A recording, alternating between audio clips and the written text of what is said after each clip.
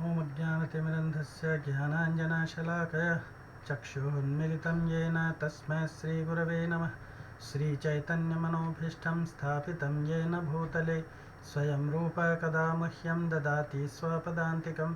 वन्देऽहं श्रीगुरो श्रीयुतापदकमलं श्रीगुरून् वैष्णवांश्च श्रीरूपं साग्रजातं सहगणरघुनाथान्वितं तं सजीवं साद्वैतं सावधूतं परिजनसहितं कृष्णचैतन्यदेवं श्रीराधाकृष्णपादान् सहगणललिता श्रीविशाखान्वितांश्च। हे कृष्ण करुणा सिंधु दीनबंधु जगत्पते गोपीश गोपिकाकांत श्रीराधाकांत नमोस्तुते। तप्त कांचन गौरांगी श्रीराधे वृंदावनेश्वरी वृषभानुसुते देवी प्रणमामि हरिप्रिये। वाञ्छाकल्पतरुभ्यश्च कृपा सिन्धुभ्यैव च पतितानां पावनेभ्यो वैष्णवेभ्यो नमो नमः। जय श्री कृष्ण चैतन्य प्रभु नित्यानंद श्री अद्वैत गदाधरा श्रीवासादि गौर भक्त वृंद। हरे कृष्णा कृष्णा कृष्णा हरे हरे हरे राम राम राम हरे हरे। हरे कृष्णा। आज हम लोग भक्ति रसामृत सिंधु का अंतिम अध्याय 19वां अध्याय प्रेम भक्ति के बारे में चर्चा करेंगे। दूसरी लहरी में भक्ति के 3 भेद बताए गए थे, साधन भक्ति, भाव भक्ति और प्रेम भक्ति। इनमें से साधन भक्ति तथा भाव भक्ति का निरूपण करने के बाद अब इस लहरी में या चौथी लहरी में प्रेम भक्ति का निरूपण किया गया है।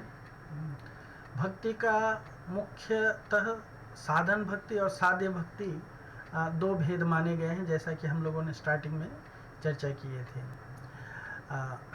और ये 2 भेद मानने से भाव भक्ति तथा प्रेम भक्ति, ये 2 भेद साध्य भक्ति के माने जाते हैं। भाव भक्ति उस साध्य भक्ति की प्रारंभिक अवस्था है और प्रेम भक्ति उस साध्य भक्ति की अंतिम अवस्था है। उस साध्य भक्ति की या उस भाव भक्ति की गाढ़तम अवस्था का नाम है प्रेम भक्ति। इस अवस्था में भाव भक्ति निबिड़ स्वरूप में अभिव्यक्त होकर के, यानी पूरा फुल स्वरूप में अभिव्यक्त होकर के परमानंद का उत्कर्ष संपादन करती है। प्रेम भक्ति का स्वरूप श्री भगवान की ह्लादिनी संवित प्रधान स्वरूप शक्ति ही है। प्रेम का आकृतिगत स्वरूप लक्षण है सांद्रता या गाढ़ता, और भाव से प्रेम का यही वैशिष्ट है। प्रेम का तटस्थ लक्षण है चित्त की सम्यक द्रवीभूतता तथा श्री कृष्ण से अतिशय ममता। तो इसी को ध्यान में रख करके साधन भक्ति का प्रेम भक्ति का परिभाषा दिया गया है। सम्यक मस्मितो स्वांतो ममत्वा अतिशयांकितः भाव स एव सांद्रात्मा बद्ध प्रेमा निगद्धते। यानी भाव या रति जब गाढ़ता को प्राप्त होती है और उसके फलस्वरूप साधक का चित्त जब सम्यक रूप से द्रवीभूत होता है तथा श्री कृष्ण विषयों में अतिशय ममता युक्त हो जाता है, तब पंडित लोग उसे प्रेम भक्ति कहते हैं। तो रति क्रमशः घनीभूत होकर के स्नेह, मान, प्रणय, राग, अनुराग, भाव तथा महाभाव नामों को प्राप्त करती है। ये समस्त प्रेम विकास के विभिन्न स्तर हैं। प्रेम का सबसे ऊंचा स्तर या अवस्था है महाभाव, और सांख्य मत कहता है कि उपादान कारण ही अपनी पूर्वावस्था का त्याग कर कार्य रूप में परिणित होता है। जैसे एग्जाम्पल देते हैं, दूध अपनी पूर्वावस्था को त्याग करके दही में परिणित हो जाता है, किंतु प्रेम विकास विषय में यह बात नहीं है। रति आदि अपनी अपनी पूर्वावस्था को त्याग कर प्रेम अवस्था को प्राप्त नहीं होते। हर स्तर में हर एक की पृथक स्थिति अक्षुण्ण बनी रहती है या एज इट इज बनी रहती है। श्री कृष्ण की अचिंत्य शक्ति के प्रभाव से पूर्व अवस्था का त्याग किए बिना ही भाव प्रेम रूप में प्रकाशित होता है। प्रेम अवस्था में भाव रहता ही है। जैसे श्री कृष्ण के बाल्य शरीर में बाल्यावस्था में ही बिना बाल्यावस्था के परित्याग किए पौगंड एवं कैशोर अवस्थाएं प्रकट होती हैं। वो हम भगवान की लीलाओं को पढ़ेंगे तो इनका हमको एग्जाम्पल समझ में आता है। हाँ, जिस भक्त में ये स्थायी भाव रहता है वह प्रेम अवस्था में भी बराबर विद्यमान रहता है। जैसे नारद पंचरात्र में कहा गया है, हाँ, अनन्या ममता विष्णु ममता प्रेम संगता भक्तिरित्युच्यते भीष्म प्रहलादो उद्धवो वानरे व नारदे। प्रहलादो भीष्मो उद्धवो व नारदे। यानी श्री नारद पंचरात्र में प्रेम के लक्षण का इस प्रकार से वर्णन है। अन्य वस्तु के प्रति ममता का त्याग पूर्वक भगवान विष्णु में जो प्रेम संगता ममता है, भीष्म प्रहलाद उद्धव तथा श्री नारद में नारद उसे ही भक्ति अर्थात भाव भक्ति कहते हैं। तो भाव भक्ति कैसे प्रकट होती है?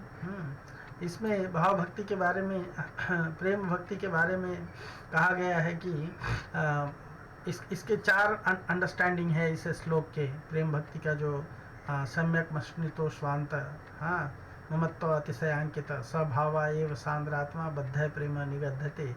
इस श्लोक का 4 मुख्य विषयों को ध्यान में रखना चाहिए। पहला, भाव भक्ति साध्य भक्ति की प्रारंभिक अवस्था है और प्रेम उसकी अंतिम अवस्था है। दूसरा है, भाव भक्ति की गाढ़तम अवस्था का नाम प्रेम भक्ति है। जब भाव भक्ति कंडेंस होती है तो वो प्रेम भक्ति का नाम धारण करती है।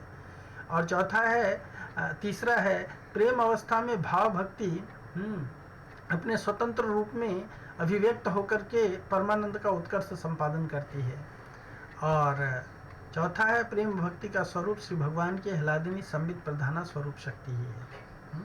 क्यों? क्योंकि चैतन्य चरितामृत में बताया गया है, हलादिनी कराए कृष्ण आनंद आस्वादन हलादिनी द्वारा करे कृष्ण भक्तिर पोषण। हाँ, हलादिनी कराए कृष्ण आनंद आस्वादन। हलादिनी शक्ति जो भगवान की है वो उनको आनंद का आस्वादन कराती है और इसी के द्वारा भगवान जो है हलादिनी द्वारा हलादिनी के द्वारा करे भक्तेरा पोषण, उसका थोड़ा सा अंश भक्तों को भी भगवान जो है वो चखा करके उनका पालन पोषण करते हैं। तो इस तरह की जो भक्ति है, हाँ, इस प्रेम भक्ति के लक्षण क्या हैं इसको हम जानने की कोशिश करेंगे। इसके भी 2 लक्षण होते हैं, एक स्वरूप लक्षण और एक तटस्थ लक्षण। तो स्वरूप लक्षण क्या है? स्वरूप लक्षण जो इसका कहा गया है कि प्रेम का आकृगत स्वरूप लक्षण है भाव। भाव स एव सांद्रात्मा। भाव स एव सांद्रात्मा, यानी जो ये श्लोक बताया गया है उसका जो दूसरा उत्तरार्ध भाग है उसमें भाव स एव सांद्रात्मा जो कहा गया है, हाँ, यानी सांद्रता या गाढ़ता यह भाव का सबसे प्रगाढ़ और परम प्रौढ़ अवस्था है। तो भाव से प्रेम का यही वैशिष्ट्य है। और तटस्थ लक्षण क्या है? श्लोक का पूर्वार्ध, सम्यक मश्रितो स्वांत, यानी चित्त की सम्यक द्रवीभूतता, हाँ, पूरी तरह से चित्त जो है वो टोटल द्रव लिक्विड हो जाता है। तथा ममत्वम अतिशयांकित, कृष्ण में अतिशय ममता, कृष्ण में अतिशय ममता। तो ये उसका क्या कहते हैं, इस प्रेम भक्ति का तटस्थ लक्षण है। और यही चीज़ यहाँ कहा गया है, भक्ति प्रेमोच्यते भीष्म मुखैर्यत्र तु संगता ममता अनन्य मत्वेन वर्जिते यत्र योजना। हाँ, भावोत्थ अति प्रसादोत्थ हरि रे इति स्वद्विधा, यानी भीष्म आदि में उस भक्ति को प्रेम कहा है। भीष्म आदि ने उस भक्ति को प्रेम कहा है जहाँ श्री कृष्ण में देह गेय आदि रहित ममता संगत है, संगता होती है, ममता संगत होती है। श्री कृष्ण में अनन्य ममता होना ही प्रेम कहलाता है। तो यह प्रेम दो प्रकार का होता है, भाव से उत्पन्न प्रेम तथा भगवत कृपा से उत्पन्न प्रेम। सो भाव से उत्पन्न प्रेम क्या कहलाता है? भाव से उत्पन्न प्रेम क्या कहलाता है और भगवत कृपा से उत्पन्न प्रेम क्या कहलाता है, इसको हम लोग जानने की थोड़ी सी कोशिश करते हैं।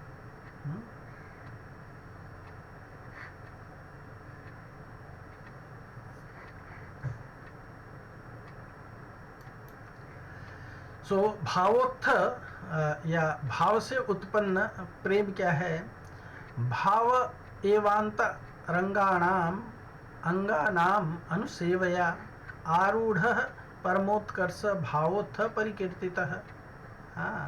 यानी अंतरंग भक्ति अंगों का निरंतर अनुष्ठान करने से जब भाव परम उत्कर्ष को प्राप्त होता है तब उसी भाव को ही भावोत्थ प्रेम कहा जाता है। और इसका उदाहरण जो है वैध भावोत्थ। भाव प्रेम भी दो प्रकार का होता है, वैध भावोत्थ और रागानुगी भावोत्थ। तो वैध भावोत्थ का उदाहरण जो है 11th कैंटो से बताते हैं, एवं व्रत स्वप्रिय नाम कीर्त्या जाता अनुरागो द्रुत चित्त उच्चे हसत थोरोवतिरोति गायत उन्मादवद नृत्यति लोक बाह्य। यानी भावोत्थ यानी वैधि भक्ति के साधन से उत्पन्न प्रेम का वर्णन इस प्रकार से किया गया है इसमें, इस श्लोक में। इस प्रकार यानी जिसको भगवत प्रेम या भावोत्थ प्रेम प्राप्त हो जाता है, अपने प्रिय भगवान का व्रत रूप में ग्रहण करके नाम कीर्तन करता है। उसमें कीर्तन से अनुराग उत्पन्न होता है या उदय होता है। उस अनुराग के फलस्वरूप वह लोक अपेक्षा से रहित होकर के उच्च स्वर से कभी हंसता है, कभी रोता है, कभी चित्कार करता है और कभी उन्मत्त व्यक्ति की तरह से नृत्य करने लगता है।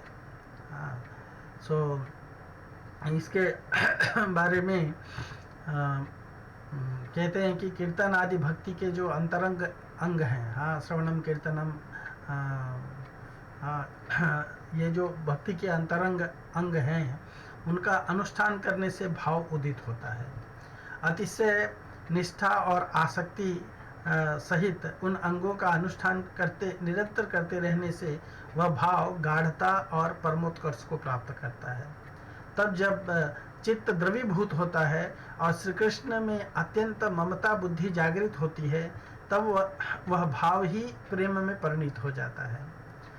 साधन भक्ति वैधि और रागानुगा दो प्रकार की होती है, अतः भावोत्थ प्रेम भी दो प्रकार का बताया गया है, भावोत्थ प्रेम तथा रागानुगीय भावोत्थ प्रेम। श्रीमद् भागवत के इस श्लोक के द्वारा वैध भावोत्थ प्रेम का उदाहरण प्रस्तुत किया गया है। व्रत रूप में भक्ति अंगों का अनुष्ठान ही वैधि भक्ति का सूचक है। अगर कोई जैसे वैधि भक्तों के जो अनुष्ठान है, हम उसको अगर एक व्रत के रूप में लेते हैं तो वो और उसका अनुष्ठान करते हैं, तो यही वैधि भक्ति का सूचक है। जो उसको वैधि भक्ति हम लोग जो पढ़ के आए हैं उसको आप समझ के उसके अनुसार इसको समझ सकते हैं। तो प्रिय शब्द से श्री कृष्ण में प्रियत्व या ममता की सूचना मिलती है। जात अनुराग से अतिशय ममता प्रकाशित होती है। इस अवस्था में जो हंसना, रोना, चित्कार करना आदि अनुभाव या प्रेम के लक्षण हैं, ये वैध भावोत्थ प्रेम का ही ज्ञापन करते हैं। और रागानुगीय भावोत्थ प्रेम क्या कहा जाता है, इसको पद्म पुराण में बताया गया है एक एग्जाम्पल से। न पतिम कामयेत कंचित ब्रह्मचर्य स्थिता सदा तामेव मूर्ति ध्यायन्ती चंद्रकांतिर्वरार्ना। श्री कृष्ण गाथाम गायन्ती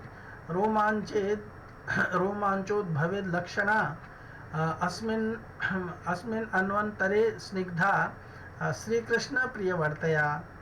यानी पद्म पुराण में वर्णित है कि इस जन्म में श्री कृष्ण की प्रिय कथा में स्निग्ध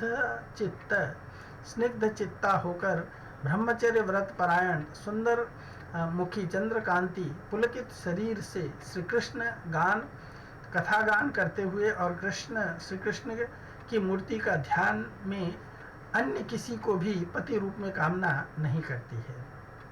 तो मूर्ति का ध्यान करते करते चंद्रकांति नामनी रमणी में पहले भाव आविर्भाव भूत होता है, फिर उसका अन्य किसी को पति रूप में न चाहना श्री कृष्ण में उसकी गाढ़ ममता का अथवा प्रेम का सूचक है। उस प्रेम के फलस्वरूप उसमें स्निग्धता आई है और श्री कृष्ण ध्यान रागानुगा मार्ग का साधन है। उससे पहले भाव का उदय, फिर प्रेम का आविर्भाव, अतः इसे रागानुगीय भावत्व प्रेम का उदाहरण के रूप में लिया गया है। और तीसरा तरीका है हरे रति प्रसादोत्थ प्रेम, यानी हरेर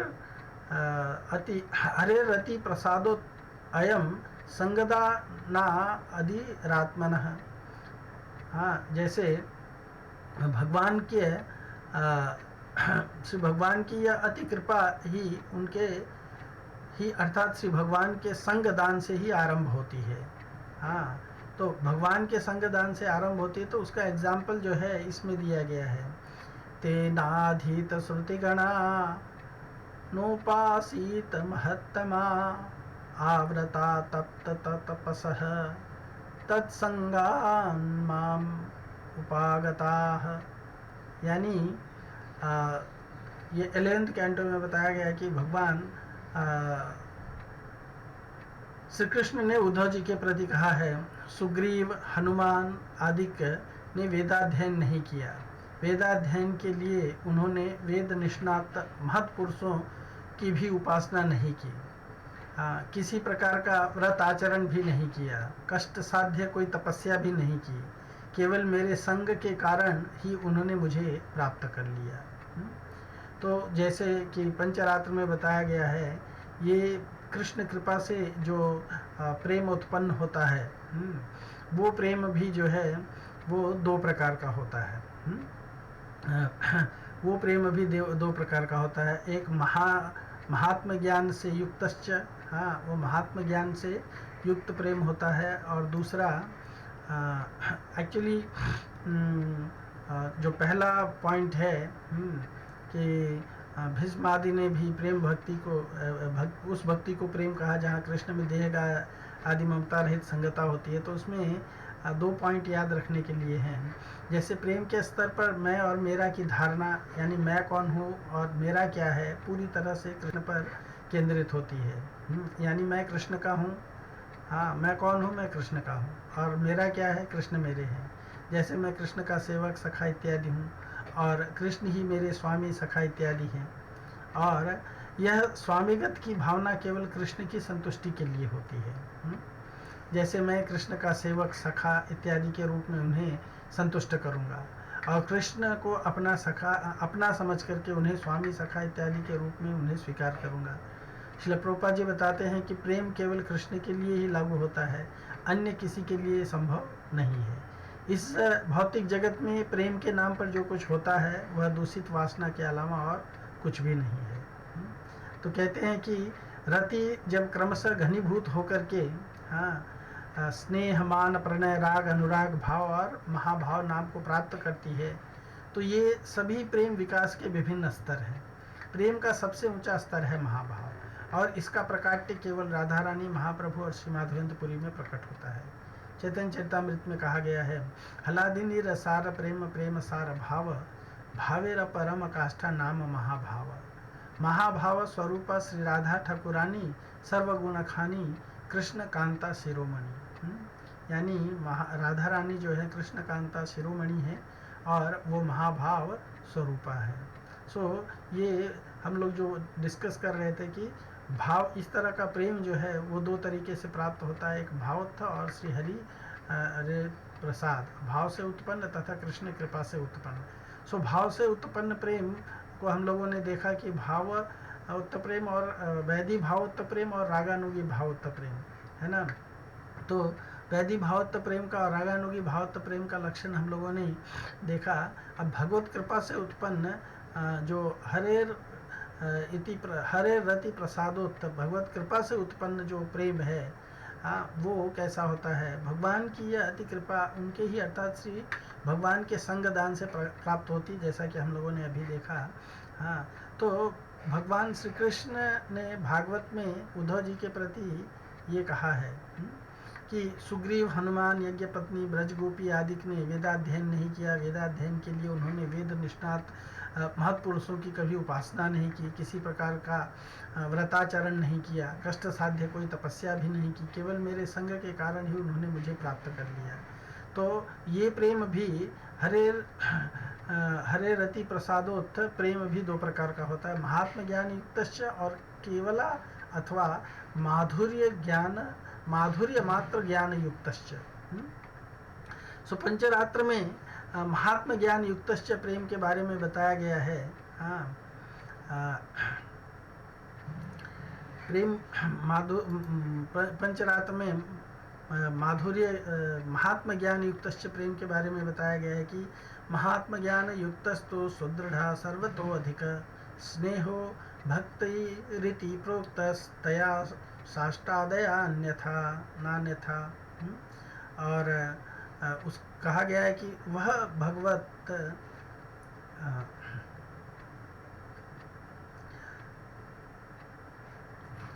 नारद पंचरात्र में महात्मा ज्ञान युक्त प्रेम के संबंध में इस प्रकार से कहा गया है कि महात्मा ज्ञान युक्त सुदृढ़ सर्वतो भाव से अधिक जो स्नेह है उसे प्रेम भक्ति कहा जाता है। उससे शास्त्री आदि 4 प्रकार की मुक्ति प्राप्त की जा सकती है और कोई उपाय उस मुक्ति को पाने के लिए नहीं है ना। और जो केवल हो या जो भगवान के माधुर्य ज्ञान से उत्पन्न जो प्रेम है, उसको भी उसी पंचरात्र में कहा गया है। मनोगतिरविच्छिन्ना हरो प्रेम परिलुप्तता अभिसंधि विनिर्मुक्ता भक्तिर्विष्णु वसम करी। यानी अन्य फल कामनाओं से रहित तथा श्री कृष्ण प्रेम से परिलुप्त अर्थात मन की जो कृष्ण सुख है तात्पर्यमयी अविच्छिन्न गति है, उससे प्रेम भक्ति कहते हैं और वह कृष्ण को वशीभूत करने वाली होती है। तो साधन भेद से प्रेम के भी 2 भेद कहे गए हैं, विधि मार्ग के साधक और चित्त में भगवान के महात्म्य तथा ऐश्वर्य का ज्ञान प्रधान रूप से रहता है। अतः विधि मार्ग के साधनों से जो प्रेम उदित होता है वह महात्म ज्ञान युक्त प्रेम कहलाता है। रागानुगी मार्ग के साधन का मूल कारण श्री कृष्ण सेवा का लोभ है। इस मार्ग के साधनों की परिपक्वता में साधक के चित्त में भगवान के महात्म या ऐश्वर्य का ज्ञान रहते हुए भी माधुर्य की प्रबलता रहती है। ऐसे साधकों में जो प्रेम उदित होता है वह केवल प्रेम या महात्म ज्ञान युक्त प्रेम में सख्य, वात्सल्य तथा मधुर भाव के परिकरों की प्रीति सदा संकुचित रहती है, क्योंकि वे जानते हैं यह श्री भगवान है। इसलिए उनका प्रेम जो है थोड़ा संकुचित रहता है माधुर्य ज्ञान वालों का। इस ज्ञान युक्त प्रेम में साष्टी, सालोक्य, सारूप्य और सामीप्य इन चारों में से किसी मुक्ति प्राप्त होती है। केवल प्रेम के परिकरों में कोई भी संकोच नहीं रहता है, जैसे ब्रजवासियों में इस प्रेम का ही अतिशयता रहती है। अतः श्री कृष्ण भी इस प्रेम के वशीभूत रहते हैं।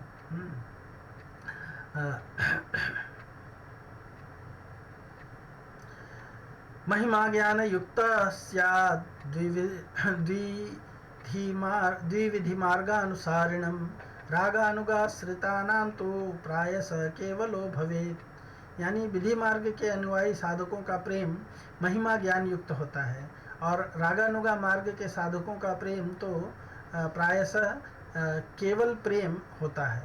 प्रयास का तात्पर्य है कि वैधि भक्ति का थोड़ा सा भी अंश रहने पर केवल प्रेम की प्राप्ति नहीं होती है। केवल प्रेम की प्राप्ति नहीं होती है। अगर थोड़ी सी भी वैधि भक्ति का अंश रहेगा तो जो माधुर्य से उत्पन्न प्रेम है कृष्ण कृपा के द्वारा, तो वो नहीं प्राप्त होती है। आदौ श्रद्धा तथा साधु संगो अत भजन क्रिया ततो अनर्थ निवृत्ति स्यात् ततो निष्ठा रुचिस्तथा आसक्तिस्ततो भावस्ततः प्रेमाभिव्यञ्जति साधकानामयं प्रेम्णं प्रादुर्भावे भवेत् क्रमः। सर्वप्रथम श्रद्धा अर्थात शास्त्र वचनों के में विश्वास होता है, उसके बाद साधु संग, फिर भजन क्रिया, भजन करने की रीति नीति, भजन क्रिया के बाद अनर्थ निवृत्ति, फिर निष्ठा, फिर रुचि, उसके बाद आसक्ति और फिर भाव या रति का उदय होता है। भाव के गाढ़ होने पर प्रेम का उदय होता है। साधकों के चित्त में प्रेम के आविर्भाव होने का यही क्रम बताया गया है। तो प्रेम आविर्भाव के अनेक क्रम हो सकते हैं, फिर भी साधारणतः जिस क्रम से प्रेम का आविर्भाव होता है उसका इन 2 श्लोकों में उल्लेख किया गया है। आदौ शब्द से प्राथमिक साधु संग अभिप्रेत है। सर्वप्रथम किसी साधु अर्थात किसी भक्त का संग प्राप्त होता है। इस जन्म में हो अथवा पुनर्जन्म में हो, पूर्व जन्म में हो, उसमें शास्त्रों को सुनने का अवसर मिलता है। उसके बाद श्रद्धा पैदा होती है। श्रद्धा के बाद भजन रीति शिक्षा के लिए पुनः साधु संग की अपेक्षा रहती है। साधु संग से तात्पर्य है श्री कृष्ण भक्त महत्पुरुषों के पास जाना, निरंतर आना जाना, उनके मुख से भगवत कथा श्रवण करना, उनकी दंडवत प्रणाम पूर्वक सेवा परिचर्या करना, उनसे परमार्थिक जिज्ञासा करना, उनके उपदेशों के अनुसार आचरण करना, ये सब साधु संग कहलाता है। साधु संग के फलस्वरूप साधक को भजन क्रिया यानी भजन करने की रीति की शिक्षा प्राप्त करनी, इसके लिए शिक्षा गुरु के पास जाना चाहिए और शिक्षा गुरु से भजन की रीति नीति प्राप्त होती है। भजन क्रिया से नवविधा भक्ति अंगों का आचरण प्राप्त होता है, विशेषतः श्रवण कीर्तन आदि। नवविधा भक्ति क्या है? श्रवणम कीर्तनम स्मरणम वंदनम अर्चनम दास्यम साख्यम आत्मनिवेदनम। तो विशेष रूप से श्रवण कीर्तन आदि पूर्वक जो मानसी उपासना का अनुशीलन इसमें बताया गया है या उसको अभिप्रेत किया गया है। तो भजन क्रिया से अनर्थ निवृत्ति होती है और यानी दुष्कृत जात, सुकृत जात अपराध, यानी जो दुष्कृति से अपराध होते हैं, गलत काम करने से, पाप कर्म करने से जो अपराध उत्पन्न होते हैं या जो पुण्य कर्म करने से भी अपराध उत्पन्न होते हैं, और भक्ति जात, इन प्रकार के अनर्थों से भी इन अनर्थों की भी निवृत्ति होनी चाहिए। इन अनर्थों की भी निवृत्ति होती है। आप माधुर्य कादम्बिनी पढ़ेंगे शिला विश्वनाथ चक्रवर्ती पाद जी का, तो उसमें इस तरह के अपराधों की बड़ी अच्छी तरह से चर्चा की गई है कि कैसे कैसे इनसे बचना चाहिए, इनसे निकलना चाहिए। और इसको भक्ति विनोद ठाकुर जी ने भी चैतन्य शिक्षामृत में थोड़ा सा स्टार्ट में इसका वर्णन किया है। तो आप उसको रिफ़र करके उसमें से पढ़ लें तो इन 4 प्रकार के अनर्थों की निवृत्ति हो जाती है। दुष्कृत जात, सुकृत जात, अपराध जात और भक्ति जात, राइट। सो इन अपराधों से इसकी निवृत्ति हो जाती है। इन 4 प्रकार के अनर्थों की निवृत्ति भजन क्रिया से हो जाती है। अनर्थों की निवृत्ति होने के बाद में निष्ठा उदित होती है, और निष्ठा का तात्पर्य है विक्षेप रहित, यानी किसी भी प्रकार से मन जो है यहाँ वहाँ भटकता नहीं है ना। विक्षेप मतलब होता है डिस्ट्रैक्शन, तो भक्ति में किसी प्रकार का डिस्ट्रैक्शन नहीं आता है। निरंतर अविचल और अविच्छिन्न भाव से सदा साधन में, अनुष्ठान में तत्पर रहना, यानी जो हमारा भजन का साधन है उसमें पूरी तरह से बिना डिस्ट्रैक्ट हुए उसमें लगा रहना। निष्ठा के बाद रुचि, उसके बाद में यानी रुचि का मतलब है बुद्धि पर दृढ़ अभिलाषा अथवा श्री कृष्ण प्राप्ति की सुदृढ़ कामना, जिससे श्री कृष्ण नाम गुण लीला माधुरी का स्वाद अनुभव होता है। यानी जब हम कृष्ण का नाम जपेंगे तो मन में बहुत ही उल्लास उत्पन्न होता है, वो नाम जप करना अच्छा लगेगा। कृष्ण के बारे में जब हम श्रवण करेंगे तो वो श्रवण करना अच्छा लगेगा। जब हम कृष्ण को स्मरण करेंगे तो स्मरण करना अच्छा लगेगा। जब हम कृष्ण की सेवा पूजा करेंगे, अर्चनम वंदनम साख्यम इत्यादि करेंगे तो हमें वो सब करना बहुत अच्छा लगेगा, है ना। उसी को बोलते हैं कृष्ण नाम की गुण लीला माधुर्य में जो है वो अच्छी तरह से आसक्ति पैदा हो जाती है। आसक्ति पैदा हो जाती है, उसका स्वाद अनुभव होने लगता है, और रुचि के पैदा होने पर आसक्ति आती है, और यानी श्री कृष्ण विषय में तत्परता या अभिनिवेश उदित होता है। इतनी आसक्ति हो जाती है, जैसे किसी व्यक्ति को कुछ ही नशा की आसक्ति हो जाती है, तो नशा न मिलने पे उसको कष्ट होने लगता है, तकलीफ होने लगता है, बेचैन हो जाता है। उसी तरह से जब हमारी कृष्ण प्रेम में आसक्ति हो गई, कृष्ण भक्ति में हमारी आसक्ति हो गई है, तो जब तक हम कृष्ण के बारे में श्रवण नहीं करेंगे, कृष्ण का नाम नहीं जप करेंगे, कृष्ण की लीला नहीं सुनेंगे, हाँ, कृष्ण की सेवा नहीं करेंगे, मंदिर नहीं जाएंगे, कृष्ण के किसी न किसी काम नहीं करेंगे, तो हमें बेचैनी जैसी होती है। और इसका हम में से बहुत सारे लोगों का अनुभव हुआ होगा कि जो लोग निरंतर मंदिर आते रहते लगातार, हाँ, ये लॉकडाउन के समय में उनको जब मंदिर आने को नहीं मिला तो उनको इस तरह की बेचैनी महसूस हुई होगी। सो आसक्ति जब गाढ़ होती है भजन अनुष्ठान में, इस आसक्ति के गाढ़ होने पर ही भाव या रति उदित होती है। तो जब भाव और रति उत्पन्न हो जाती है, तो भाव जब गाढ़ता को प्राप्त करता है तो वो प्रेम बनता है। तो निष्ठा या आसक्ति पूर्वक श्रवण कीर्तन आदि का अनुष्ठान करते करते चित्त के विशुद्ध सत्व स्वरूप शक्ति की वृत्ति विशेष, उसको चित्त का स्वरूप, चित्त का विशुद्ध सत्व कहा जाता है, जो हमारे स्वरूप शक्ति की चित्त वृत्ति है, हमारे स्वरूप शक्ति का स्वभाव है, को प्राप्त करने की। और हमारे स्वरूप शक्ति का प्रभाव क्या है? हाँ, स्वरूप शक्ति का प्रभाव है कृष्ण की सेवा करना, कृष्ण से हमेशा आसक्त रहना। को प्राप्त करने की योग्यता प्राप्त करने पर स्वयं प्रकाश नित्य सिद्ध वस्तु प्रेम का आविर्भाव हो उठता है ना। और उसके बारे में बताया गया है कि जिनके चित्त में नवीन प्रेम का उदय होता है वे धन्य हैं। उनकी मुद्रा अर्थात परिपाटी वाक्य और क्रियाओं को, क्रिया आदि को शास्त्रवेत्ता भी नहीं समझ सके हैं। हाँ, धन्यस्यायं नवं प्रेमा यस्योन्मीलित चेतसी अंतर्वाणी भराप्यस्य मुदा सुष्टु सुदुर्गमा। सो इसका एग्जाम्पल जो है नारद पंचरात्र से देते हैं। भावोन्मत्ते हरे किंचिन वेद सुखम आत्मनः दुखम चेति महेशानी परमानंदम आप्लुतः। यानी पंचरात्र में कहा गया है कि पंचरात्र में महादेव जी पार्वती जी के प्रति कहते हैं कि हे महेशानी, जो भगवान श्री कृष्ण के प्रेम में उन्मत्त हो उठे हैं, वे अपने सुख दुख को कुछ भी जान नहीं पाते हैं। उनके साथ सुख हो रहा है कि उनको दुख हो रहा है, वो कुछ समझ नहीं पाते हैं। वे सर्वदा परमानंद में निमग्न रहते हैं। हाँ, हमेशा भगवान के चिंतन में निमग्न रहते हैं। उनको अपने साथ क्या घटना घटित होती है कुछ पता नहीं चलता है। जैसे एक बार एक डिवोटी थे, वो किसी दूसरे वैष्णव के लिए भोजन कुकिंग करने के लिए गए। कुकिंग करते करते उनको कृष्ण का स्मरण हो गया। तवा पर रोटी फुला रहे थे और रोटी कब जल गई, उनके साथ उनका हाथ भी जलने लगा। फिर भी उनको कोई भी खबर नहीं, उनको पता भी नहीं चल रहा है।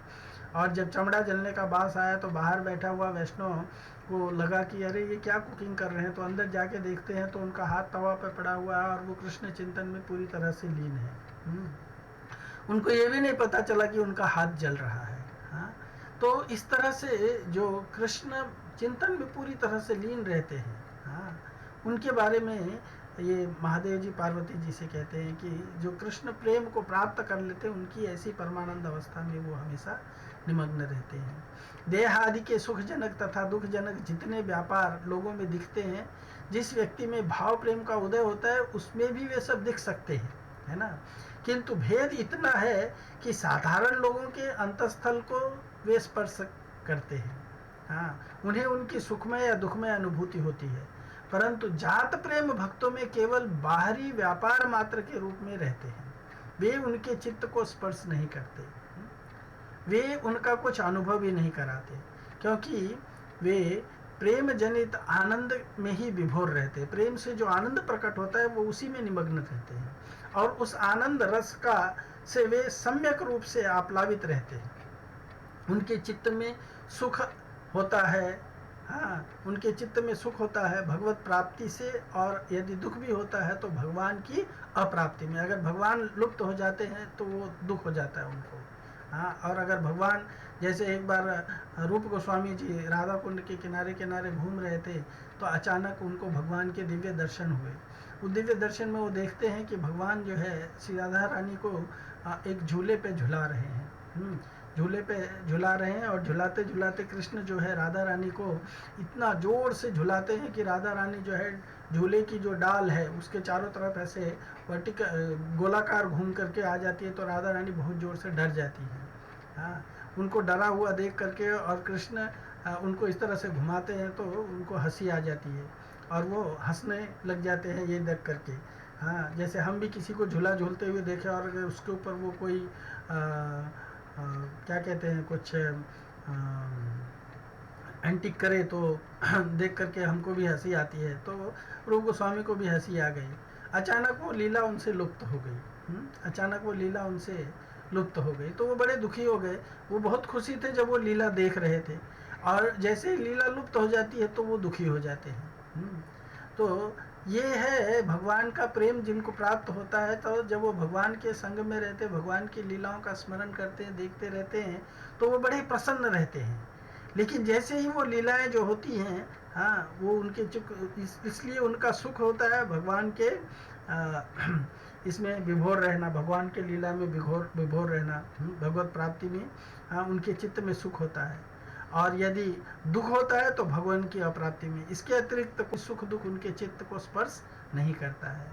जो शास्त्रज्ञ है, हाँ, किंतु प्रेम के रहस्य को नहीं जानते हैं।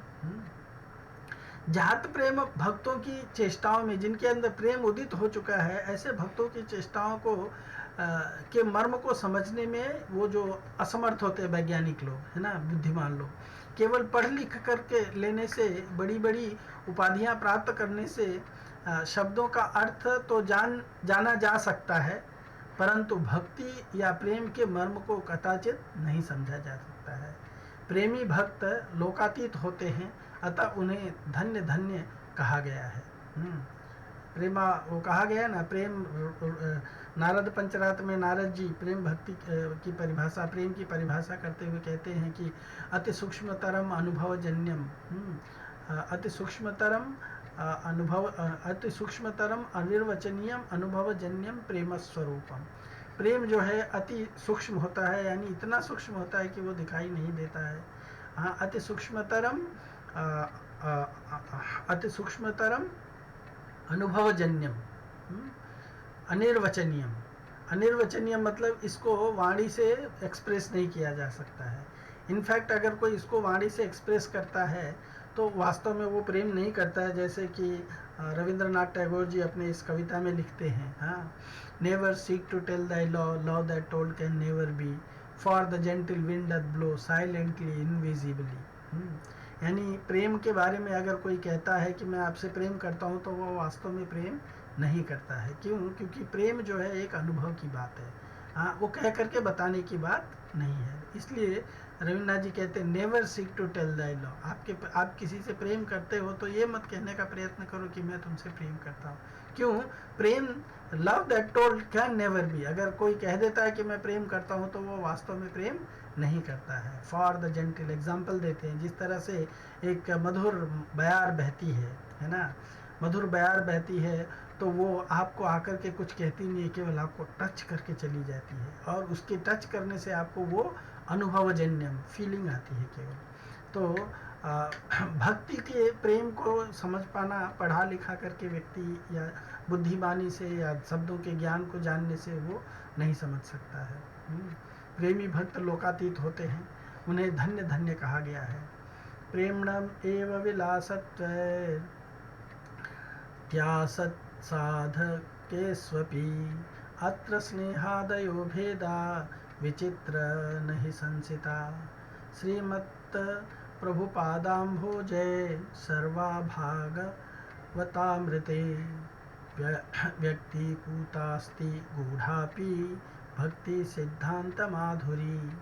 हाँ, जो स्नेह आदि प्रेम के विलास हैं वे समस्त साधकों में प्रकाशित नहीं होते हैं, अतः उन स्नेह आदि भावों की विवेचना नहीं की जा रही है। ये आगे जाकर के चतुर्थ विभाग में इसके बारे में चर्चा करेंगे। ग्रंथकार रूप गोस्वामी कहते हैं कि मेरे प्रभुपाद सनातन गोस्वामी ने उनके द्वारा रचित श्री बृहद भागवतामृत ग्रंथ में इस अति गूढ़ भक्ति सिद्धांत माधुरी का स्पष्ट रूप से वर्णन किया है। और आप में से कुछ लोगों ने ये बृहद भागवतामृत सुना होगा, पढ़ा भी होगा। मैंने इसके ऊपर कुछ चर्चा किए थे, तो वो आप ढूंढ सकते हैं, आपको डिज़ायर ट्री से शायद मिल जाएगा, तो आप उसमें से देख सकते, सुन सकते हैं इसके बारे में। तो यहाँ कहा गया है कि रति, स्नेह, मान, प्रणय, राग, अनुराग, भाव और महाभाव ये प्रेम के विलास हैं। हाँ, यानी प्रेम के डिफरेंट स्वरूप हैं। यानी गाढ़ता के न्यूनाधिक, यानी किसी में गाढ़ता अधिक है, किसी में गाढ़ता कम है, तो उसके अनुसार न्यूनाधिक्य के अनुसार प्रेम की विभिन्न वैचित्री भी है। रागानुगा मार्ग के साधकों के यथावस्थित शरीर में रति या प्रेम पर्यंत ही आविर्भाव होता है। स्नेह आदि वर्तमान शरीर में उदित नहीं हो सकते हैं, अतः उनका विवेचन भी यहाँ श्री ग्रंथकार महोदय ने नहीं किया है। श्री भक्ति रसामृत सिंधु के परिशिष्ट रूप उज्ज्वल नीलमणि ग्रंथ में उन्होंने उन सबकी व्यवहारिक या धारावाहिक आलोचना की है। तो अगर हम ये रति, स्नेह, मान, प्रणय, राग, अनुराग इसके डिटेल में जाना चाहते हैं तो उज्ज्वल नीलमणि ग्रंथ जो इस भक्ति रसामृत सिंधु का एक परिशिष्ट स्वरूप है उसको हमको अच्छी तरह से समझने का प्रयत्न करना चाहिए। गोपाल स्वरूप शोभाम दधदपि रघुनाथ भाव विस्तारी तुष्यद सनातन आत्मा प्रथम विभागयो सुधाम्बुनिधे। यानी श्री गोपाल स्वरूप कृष्ण की शोभा धारण करने पर जो श्री राम भाव का भी विस्तार करती है उसे सनातन या सच्चिदानंद स्वरूप श्री कृष्ण श्लेष पक्ष में सनातन गोस्वामी इस भक्ति रसामृत सिंधु के प्रथम विभाग से प्रसन्न हो, ये कह करके रूप गोस्वामी जी इस 19 चैप्टर के प्रथम विभाग जो पूर्व विभाग है उसका यहाँ पर डिस्क्रिप्शन समाप्त करते हैं। और इसी साथ में हम लोग भी अपना ये डिस्क्रिप्शन समाप्त करते हैं। मैं आप लोगों को भक्ति रसामृत सिंधु के इस चर्चा को या इस कोर्स को लेने के लिए आपका बहुत बहुत धन्यवाद करता हूँ। इसको श्रवण करके और जो भी आप एग्ज़ाम देने वाले हैं उसके लिए मैं आपको उसके लिए शुभकामनाएं करता हूं कि आप लोग इस एग्ज़ाम को अच्छी तरह से पढ़ करके और इसको अच्छी तरह से पास हो करके दूसरों को भी समझाइए। Hare Krishna. Thank you so much.